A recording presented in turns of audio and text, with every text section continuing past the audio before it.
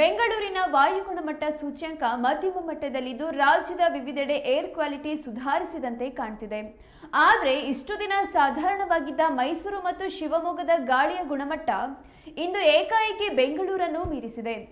ಬೆಂಗಳೂರಿನ ಗಾಳಿಯ ಗುಣಮಟ್ಟ 154 ಇದ್ದು ಮೈಸೂರು ಮತ್ತು ಶಿವಮೊಗ್ಗದಲ್ಲಿ 172ರಷ್ಟು ಏರ್ ಕ್ವಾಲಿಟಿ ಹದಗೆಟ್ಟಿದೆ. ಕೆಲ ದಿನಗಳ ಹಿಂದೆ ಈ ಪ್ರದೇಶಗಳಲ್ಲಿ 100ಕ್ಕಿಂತ ಕಡಿಮೆ ಇದ್ದ ಗುಣಮಟ್ಟ ಒಂದೇ ಸಮನೆ ಹೆಚ್ಚಾಗಿರೋದು ಆತಂಕ ಮೂಡಿಸಿದೆ. ನಗರದಲ್ಲಿನ ವಾಹನಗಳ ಹೊಗೆ, ಧೂಳು ಮತ್ತು ನಿರ್ಮಾಣ ಚಟುವಟಿಕೆಗಳಿಂದ ವಾಯು ಮಾಲಿನ್ಯ ಹೆಚ್ಚಾಗಿರೋದು ಗಮನಕ್ಕೆ ಬರ್ತಾ ಇದೆ. ಇದರಿಂದ ಮಕ್ಕಳಿಗೆ, ಹಿರಿಯ ನಾಗರಿಕರಿಗೆ ಹಾಗೂ ಉಸಿರಾಟ ಸಮಸ್ಯೆ ಇರೋರಿಗೆ ಆರೋಗ್ಯದ ಮೇಲೆ ಪರಿಣಾಮ ಬೀರುವ ಸಾಧ್ಯತೆ ಇದೆ.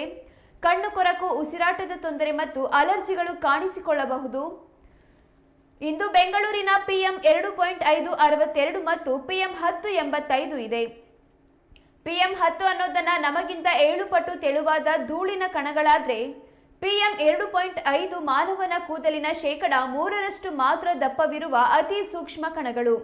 ಈ ಕಣಗಳು ಉಸಿರಾಟದ ಮೂಲಕ ನೇರವಾಗಿ ಶ್ವಾಸಕೋಶದ ಒಳಗೆ ಹೋಗಿ ರಕ್ತವನ್ನ ಸೇರುತ್ತವೆ. ಇದರಿಂದ ಶ್ವಾಸಕೋಶದ ಕ್ಯಾನ್ಸರ್, ಆಸ್ತಮಾ ಮತ್ತು ಹೃದಯ ಸಂಬಂಧಿ ಕಾಯಿಲೆಗಳ ಅಪಾಯ ಹೆಚ್ಚಿದೆ. ಆದರೆ ಬೆಂಗಳೂರಿನಲ್ಲಿಂದು ಈ ಸೂಕ್ಷ್ಮ ಕಣಗಳ ಪ್ರಮಾಣ ಕಡಿಮೆ ಇದೆ.